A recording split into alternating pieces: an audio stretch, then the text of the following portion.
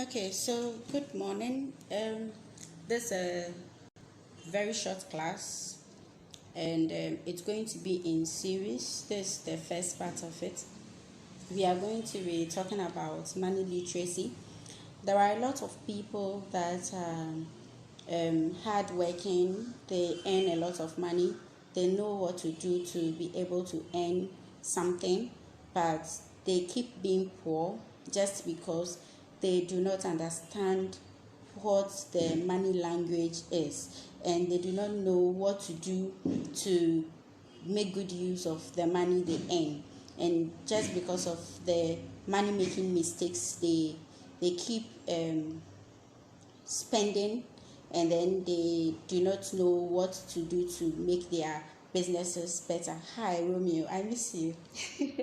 All right, so the purpose of this series of discussion is simply to bring to your knowledge what money literacy means, and 13 money mistakes that you should avoid so that you can up your game financially. All right, so when we talk about money literacy, what does that mean? When we say that somebody is not educated when it comes to money, what am I trying to say? In simple terms, it simply means that the person is not able to use the approach to make money. So I define money literacy as the ability to successfully do and win successfully. So the question is, what is Ekua saying when she's talking about MMM? So MMM is simple: your ability to make money, your ability to manage money, and then your ability to multiply money successfully. So the underlying word is successfully. So a lot of people know how to make money, but a lot of them do not know how to manage money and how to multiply money. So you know that, I would have to do this business to make money. I would have to sell this to make money. I would have to create this course to make money. I would have to go to school to be able to work to make money. A lot of people do know that. They know what to do to make money. But the problem is, a lot of people do not know what to do to manage money. They do not know what to do to multiply the money that they make. And based on that, they keep being poor. Based on that, people work hard, but they do not make ends meet. They keep suffering.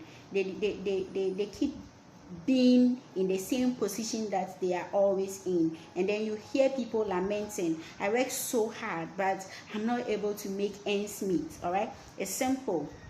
A lot of people are illiterate when it comes to money. Mind you, they are book literates. They've attended school, they've gone to the university, they've gone to all the school. Some are even PhD holders, but they lack the ability to manage their finances well, simply because in schools our teachers do not teach us how to make money, manage money, and multiply money. To an extent, they teach us how to make money, but a lot of them do not teach us how to manage money and how to multiply money. All right, so a lot of people learn in school, but they come out and they do not know what to do to be able to make their money work for them the best way. All right, so now what I want us to look at is the fact that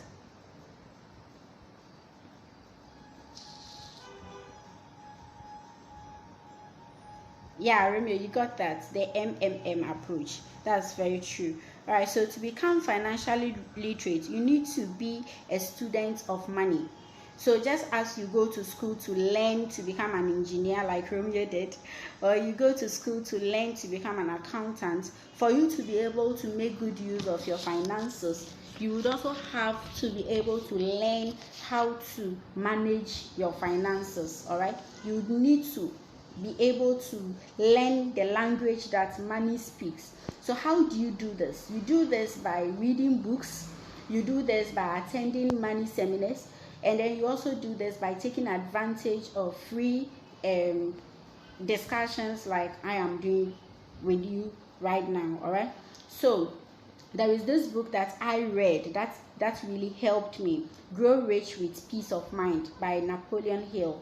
So those people who can get access to this book can go get it and read, and you realize that it's going to be of great help to you.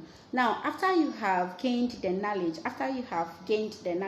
it is very important that you practice what you have learned. All right, so the underlining word here is practice.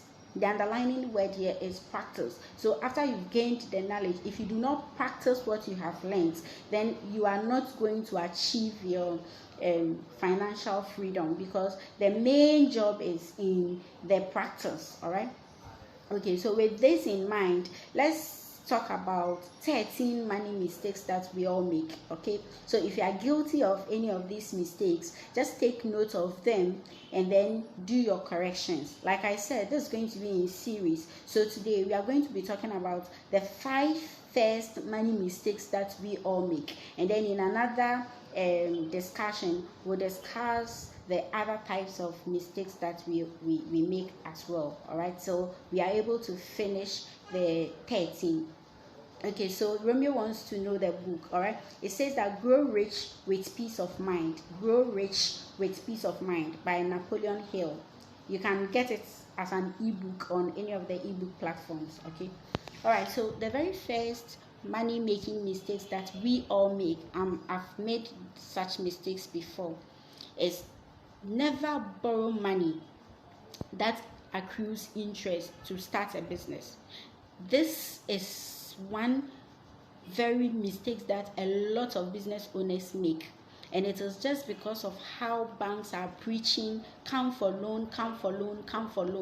Please do not fall for that trap. Okay, borrowing money that accrues interest to start a business, it's like digging a pit and then driving your car into the pit.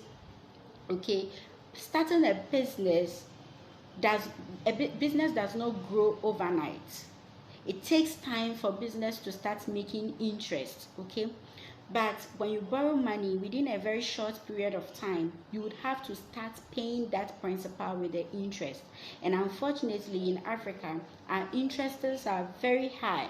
So you realize that you get the money, you buy a lot of things into your shop, you start your business very big, people start envying you. Oh wow, this person is doing well, but you are it's like you are lying in a fry pan of oil, and the heat that you are working with is so hot. Okay, and you end up working so hard, and all you do is use everything that you earn to pay your bankers.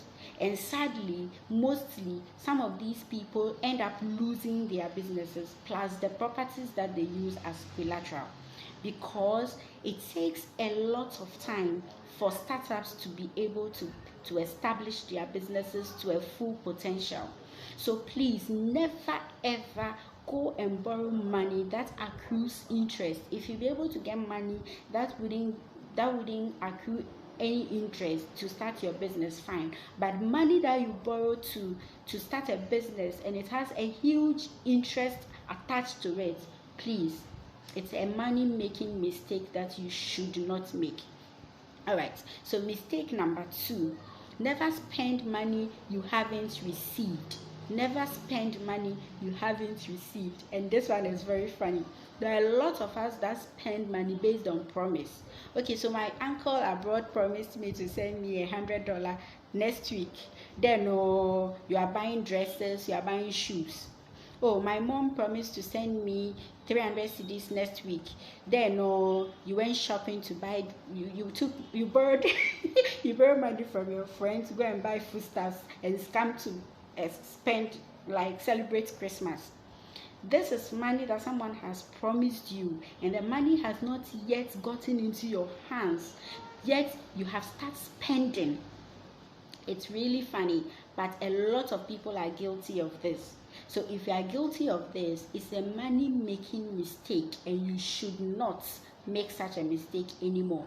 Only spend money that is in your hands. Never spend money based on promise. Never spend money that you have not yet received.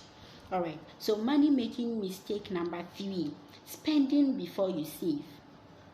So automatically, those who are guilty of money making mistake number 2 are definitely guilty of money making mistake number 3, spending before they save. So when you get money into your hands, the very first thing you should do is to save before you spend, because truth is, so far as you have money in your hands, you are going to find something to use that money for.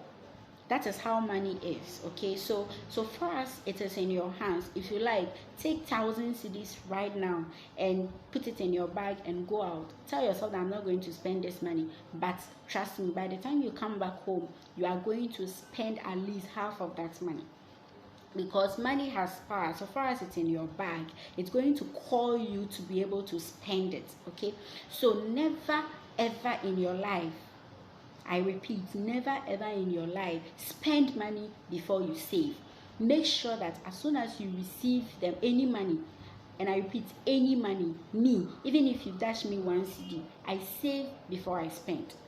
Not to talk of my salary, or not to talk of any money that I've earned from my business. Okay, so as soon as you receive any amount of money, being it a gift, being it something from your business, being it a profit, whatever, make sure that you have a percentage that you save before you spend, and put that money into your savings account first before you think about the amounts that you will spend.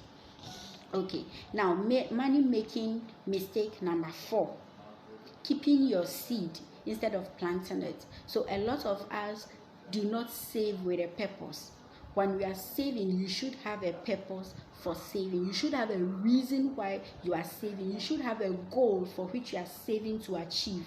Okay, money that stays in the bank, the interest that is being placed on that money is very, very small. So if you keep your money in your savings account for a long time, you are just making money for the bankers, but you are not making any money for yourself. All right, so do not keep money in your savings account for long. Do not keep money in your investment accounts for long. No, save with a purpose, so that you are able to withdraw money and invest it into the goal or the purpose for which you are saving. So for example, you are saving because you want to buy a car.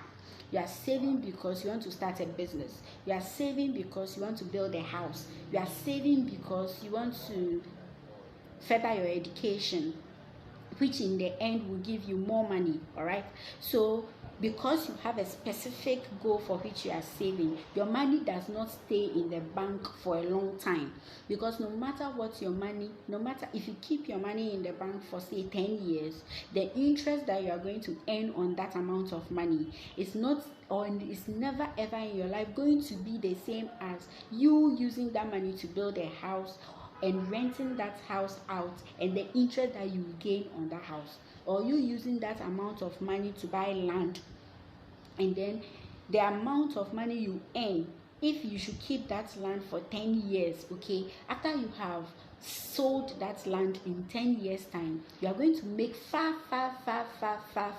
more interest than putting that amount of money in the bank. The bank is never ever going to give you that amount of interest. Okay, so do not, I repeat, do not keep your money in the bank for a long time. No, save with a purpose. The only way to be able to avoid keeping your money in the bank for a long time is for you to save with a purpose. Okay, so a lot of us know that, oh, we have to save, and we save, but we do not know that we do not have to keep our money there for long. We do not have to just save and that should be the end of our savings. No, we have to know that we have to save, and after saving, we should invest it into a very profitable venture that will give us more returns. Okay, all right, so that takes us to the money making mistake number 5, which will be the last for this session. And after this, the next time we meet, we are going to discuss the other money making mistakes. We are talking about 13 of them. So if we talk about 5 today, how many do we have left? Yeah, that's true. Save to invest, not save to save. Okay, all right. So the last one is, don't give out money you are not ready to lose. Do not give out money you are not ready to lose. That is the money making mistake number 5 a lot of us do make. So my mom called me. She said she needs 1,000 cedis for a loan. She will send it back to me. Oh, it's my mom, I can't say no. So you send her the 1,000 cedis, and then she's not giving you the money back, and you're like, I'm dead. Interestingly, the heartbreaking part is some of us even borrow money from someone and give it to someone as a loan. How can you borrow money and loan that money to another person? It's a no-no. You shouldn't do that, okay? And some of us give out the last penny in our investment, the last penny in our business to someone. And when the person doesn't pay it back, we are dead.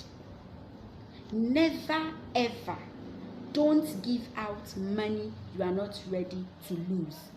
So if you are giving out money to someone, if someone asks you to loan a money to him or her, and you are giving out that money, it should be money that you tell yourself that, oh, this one, even if the person doesn't pay back, I wouldn't mind. So me, if you ask me for money and I'm giving it to you, that is how I condition my brain. So if you ask me for 1,000 cedis and I know that if I give you 1,000 cedis and you do not pay back, I'm going to be in trouble. I'd rather give you 50 cedis and let you know that, oh, yeah, this is all I can get for now. I know it's far way below the amount of money you asked me to give you, okay, but this is what I can have for now. So maybe you can ask other people to top up for you. And then I condition my brain. I'm not going to tell you that if you don't pay, I wouldn't mind. But I condition my brain that even if this person doesn't pay this money, I wouldn't mind. And truly, most often than not, people who take my money do not pay back. But because I told myself that I wouldn't mind, it doesn't really bother me. Okay? So do not give out your last penny. Money that when you lose, you are in trouble. Don't give out that money as a loan to someone. No. Only give out money that you are ready to lose to people. Alright? No matter who the person is. Only give out money that you are ready to lose. Alright, so this brings us to the end of the first session of the money making mistakes.